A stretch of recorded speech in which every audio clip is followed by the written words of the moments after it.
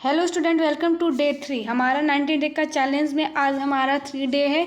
तो आज हम सब कवर करने वाले हैं 5 नंबर का क्वेश्चन जो एग्ज़ाम में आएगा ही आएगा, चाहे वो हाफ ईयरली एग्ज़ाम हो या आपका प्री बोर्ड एग्ज़ाम हो, चाहे आपका यूपी बोर्ड एग्ज़ाम हो, चाहे कोई भी बोर्ड एग्ज़ाम हो। ठीक है, तो राहुल का नियम ये आएगा ही आएगा। ठीक है, तो 5 नंबर फिक्स करके जाओ। तो चलो स्टार्ट करते हैं। हमारा राहुल का नियम क्या होता है कि एक वैज्ञानिक रहते हैं जिनका नाम राहुल टी रहता है। ठीक है, तो 1887 ईस्वी में, ठीक है, ईस्वी 1887 ईस्वी में राउल्ट ने अवाष्पशील पदार्थों के द्रव विलायकों में विलयन के वाष्प दाब और नमन पर उनके परीक्षण किए एवं मतलब उस पर प्रयोग किए। ठीक है, पर जिससे उनका जो निष्कर्ष निकलता है, किस आधार पर निकलता है, उसी को क्या बोलते हैं, राउल्ट का नियम।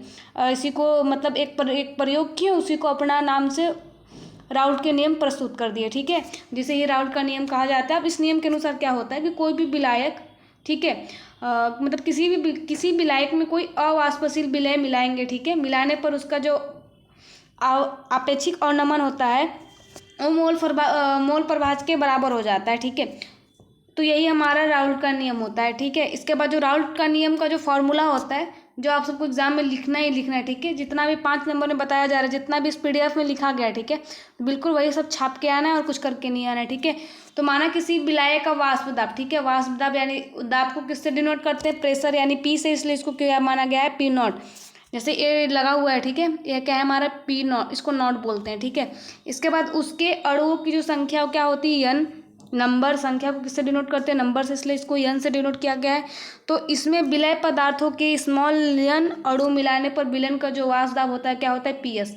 यानी इसका जो वाष्प दाब का आपेक्षिक अवनमन का जो फॉर्मूला है वो क्या है हमारा, P not minus P S बट्टे पी नॉट। ठीक है, अब इसके बाद हमारा है कि इसका जो मोल प्रभाज होगा क्या हो जाएगा, मोल प्रभाज अगर नहीं पढ़े होगा तो फिर नेक्स्ट वीडियो को पढ़ लेना। ठीक है, उसमें मोल प्रभाज के बारे में डिटेल से बताया गया है। ठीक है, तो स्मॉल एन बट्टे स्मॉल एन प्लस एन, यही राउल्ट के नियम के अनुसार इसका जो फॉर्मूला है यहाँ पे जो लिखा गया है, ठीक है,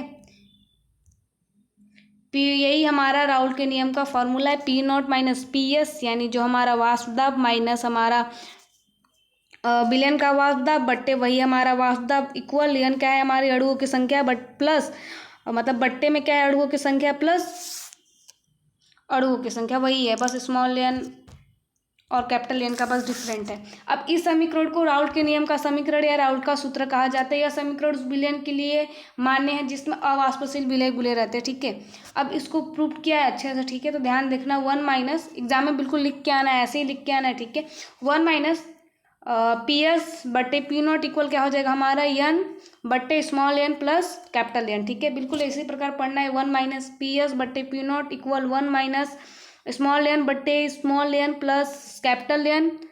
अब उसी प्रकार पढ़ने के बाद हमारा क्या होता है, उपयुक्त सूत्र के आधार पर राउल्ट का नियम इस प्रकार भी व्यक्त किया जा सकता है कि जो पी एस होता है वो क्या होता है, समानुपाती होता है हमारा अणुओं की संख्या यानी इसका capital N small N plus capital N. ठीक है, अब जो हमारा आगे दिया गया है, ठीक है, आप लोग यहाँ तक भी लिखो तो चलेगा। ठीक है, यहाँ तक भी लिखो और इसके बाद फिर आप सबको क्या करना है कि यहाँ पर डिनोट कर देना है कि हमारा यम क्या है,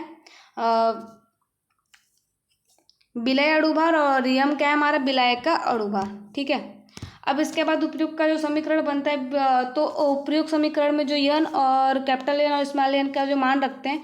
अब जो लास्ट में जो हमारा पी नॉट क्या है, ठीक है, अब एग्जाम में आपको वेयर करके या जहाँ पर, ठीक है, वेयर हिंदी मीडियम वालों के लिए जहाँ पर, ठीक है, जहाँ पर हमारा पी नॉट क्या है शुद्ध विलय का वाष्प दाब है, पी एस क्या है हमारा शुद्ध विलयन का वाष्प दाब है, एन क्या है हमारा विलय के मोलों की संख्या है, स्मॉल एन क्या है विलय मोलों की संख्या है, और डब्लू क्या है विलय भार है, स्मॉल एम क्या है विलय अणु भार है, और कैपिटल डब्लू क्या है विलायक का भार है, और कैपिटल एम क्या है विलायक का अणु भार है। ठीक है, तो बस इतना एग्जाम में करके और बाकी आपका 5 नंबर फिक्स है। ठीक है, अब इसके बाद जो लेक्चर 1 में था, ठीक है, लेक्चर 1 में आपका सिर्फ 3 नंबर का कवर होता है। ठीक है, और लेक्चर 2 में आपका 5 नंबर और प्लस 2 नंबर 7 नंबर का कवर होता है, और आज के वीडियो में 5 नंबर का। ठीक है, अब जिन बच्चों ने तीनों वीडियो देखा है उनका तो फिक्स है कि एग्जाम में अधिकतम से अधिकतम 15 नंबर 3 लेक्चर से फिक्स है। ठीक है, अब जिन बच्चों को केमिस्ट्री में 100/200 लाना है या फिजिक्स में 100/200 लाना है, तो आप सब लेक्चर देखो और चैनल को सब्सक्राइब जरूर करो। बाकी थैंक यू।